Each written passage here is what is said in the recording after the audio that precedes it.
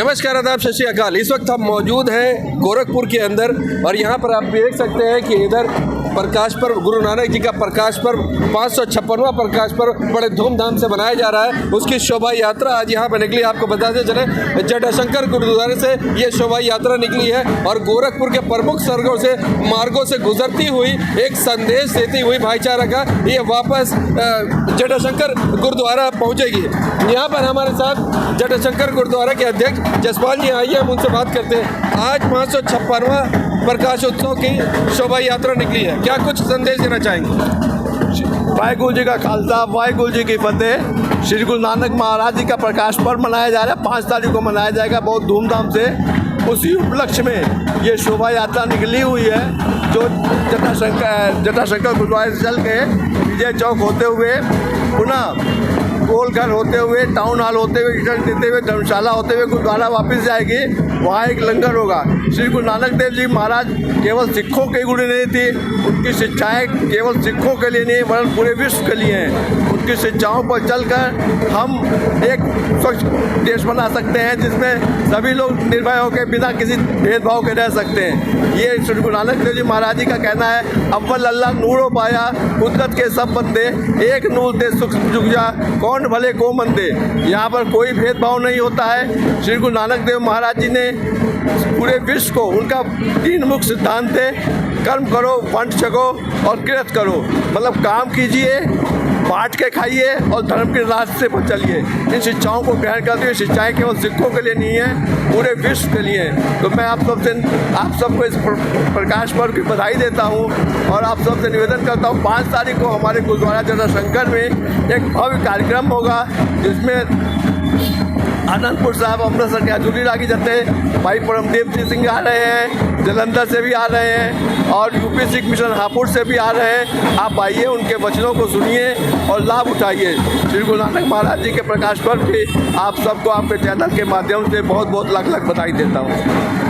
आपको बताते चले, प्रकाश पर्व लगातार 18 अक्टूबर से इस शहर में ये कार्यक्रम चल रहा है। गुरु नानक जी का जो पर्व है वो 18 अक्टूबर से लगातार सीरीज चल रही थी, उसमें प्रभात फेरी भी हो रही थी और अन्य कार्यक्रम भी हो रहा था। 18 तारीख से लगातार कार्यक्रम चल रहा है और 5 तारीख 18 अक्टूबर से आपका कार्यक्रम चल रहा है, 12 अक्टूबर से, और 5 अक्टूबर को 5 नवंबर को इसका समापन होगा। आज शोभा यात्रा निकाल रहे हैं। 5 नवंबर का क्या कुछ आकर्षक है?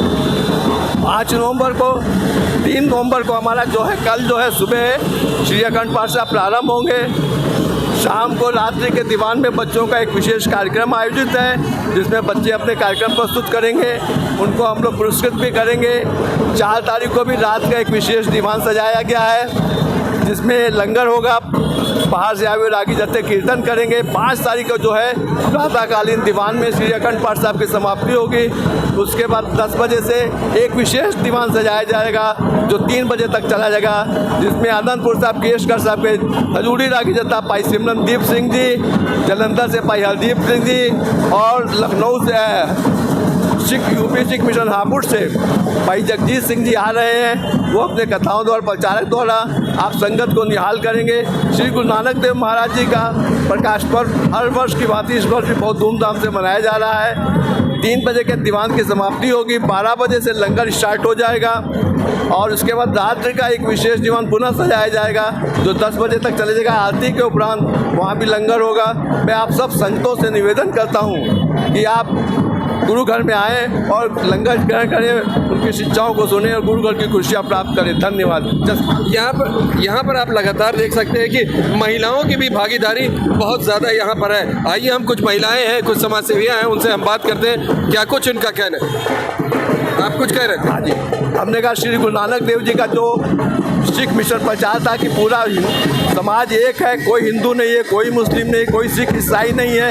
आज इस नगर कीर्तन में आप देख सकते हैं, इसमें हिंदू भी सम्मिलित हैं, मुस्लिम भी सम्मिलित हैं, सभी धर्मों के सम्मिलित हैं। नारी को भी सम्मान देते हुए हमारे साथ के समान नारियाँ चल रही हैं और जो सड़क साफ करते हुए गुरु महाराज जी का प्रकाश के लिए कर रही हैं। तो गुरु महाराज जी का जो शिक्षाएँ हैं वो आज अपने आप व्यापक होकर पूरे विश्व में प्रकट हो रही है, सभी लोग उसका फ़ायदा उठा रहे हैं। धन्यवाद। यहाँ पर कुछ महिलाएँ भी आई, हम उनसे बात करते हैं, उनका क्या कुछ कहना है। क्या कुछ कहना है? जी, पहले तो मैं बहुत बधाई देना चाहती हूँ 556वां जो ये चल रहा है वर्ष।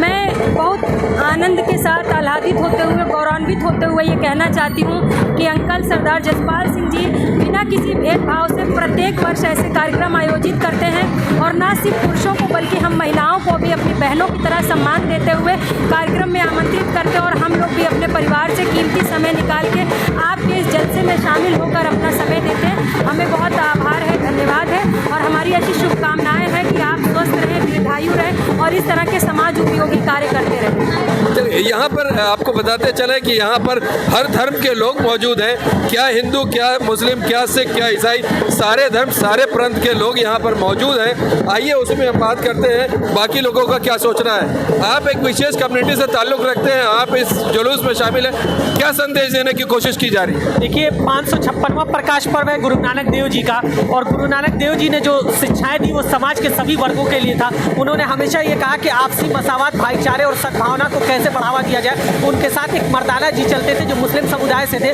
उन्होंने कहा आप अपने ईश्वर पे बिलीव पूरा रखिए, लेकिन साथ साथ समाज में लोगों को यह एहसास नहीं होने देना चाहिए कि आपकी जो जिम्मेदारी है वो लोगों को आपस में जोड़ने की होनी चाहिए। हमेशा एक दूसरे से सुख और दुख में साथ है। इसी बात को लेकर के गुरुद्वारा हमेशा आप देखेंगे ये दुनिया का सबसे बड़ा लंगर लगाते हैं, उसमें बगैर धर्म पूछे लोगों की सेवा करते हैं। तो यकीनन ये बहुत बड़ा एक मैसेज है और हम सब की ये जिम्मेदारी है कि अच्छे कामों की सराहना होनी चाहिए। मैं सभी सिख समुदाय के साथ साथ समस्त भारत में रहने वाले लोगों को मैं गुरु नानक देव जी की प्रकाश पर्व की बधाई देता हूँ। तो यहाँ पर साफ है कि अनेकता में एकता दिखाते हैं। यहाँ पर हर धर्म के, हर प्रांत के, हर पंथ के लोग यहाँ पर मौजूद हैं। लगातार ये अगर गोरखपुर के इतिहास की बात करें तो सदियों से ये चलता चला आ रहा है। हर साल प्रकाश पर्व के इसी तरह से शोभा यात्रा निकलती है और शहर के विभिन्न मार्गों से होते हुए ये कौमी एकजुटता की एक मिसाल देते हुए, एक संदेश देते हुए वापस जटाशंकर गुरुद्वारा में